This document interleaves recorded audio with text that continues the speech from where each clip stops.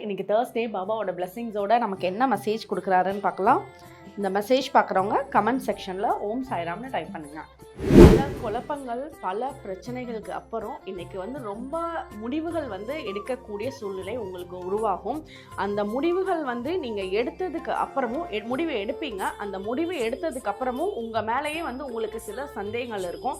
But நீங்கள் எந்த சந்தேகமும் பட தேவையே இல்லை. உங்களுக்கு அவ்வளோ ஒரு எனர்ஜி உள்ளே இருக்குது. உங்கள்கிட்ட அவ்வளோ ஒரு லைட் இருக்குது. லைட் எனர்ஜினா நமக்கு அவ்வளோ ஒரு ஹீலிங் எனர்ஜி. ஸோ அவ்வளோ ஹீலிங் எனர்ஜி உங்ககிட்ட இருக்குது. உங்களால் அந்த வேலைகளை செய்ய முடியும்.